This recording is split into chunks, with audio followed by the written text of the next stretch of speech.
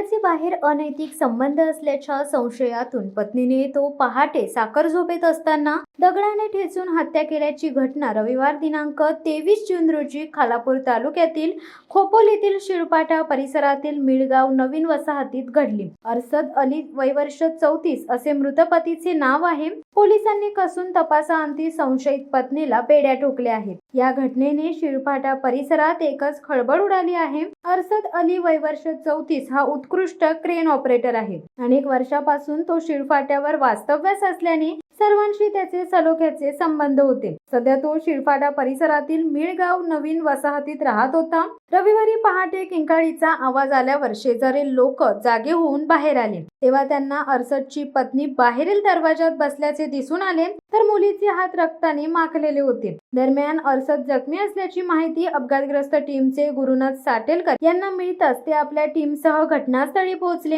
घरात जाऊन पाहणी करताच अरसदच्या डोक्यात दगड टाकल्याने तो रक्ताच्या थारोळ्यात पडला होता। त्यानंतर गुरुनाथ साटेलकर यांनी सदर घटनेची माहिती खोपोली पोलीस ठाण्यात कळवताच घटनास्थळी सहाय्यक पोलीस निरीक्षक सुजित गडदे, पोलीस उपनिरीक्षक अभिजित वबले पोलीस पथकासह पोहोचले। तपास करताना पत्नीची विचारपूस केली असता ती समाधानकारक उत्तरे देत नव्हती। त्यामुळे उपविभागीय पोलीस अधिकारी विक्रम कदम यांनी तपासाकरिता श्वान पथकाला पाचारण केले। श्वानाने जो दगड नवऱ्याच्या डोक्यात घालण्यात आला होता त्याचा वास घेतल्यानंतर तो तेथून वासाचा मागोवा घेत सरळ धावत येऊन पत्नीजवळ थांबला। त्यानंतर फॉरेन्सिक लॅबच्या अधिकाऱ्यांनी घटनास्थळाची पाहणी करीत संशयित वस्तूंचे ठसे घेतले आहेत। एलसीबीच्या अधिकाऱ्यांनी भेट देऊन तपास कार्य केले। अरसद अलीचा मृतदेह शवविच्छेदनासाठी खालापूर ग्रामीण रुग्णालयात पाठवण्यात आला आहे। सकाळपासून दुपारपर्यंत पोलिसांच्या सर्व यंत्रणेने तपास करीत भारतीय दंडविधान कलम 302 नुसार गुन्हा दाखल करून संशयित पत्नीला ताब्यात घेतले।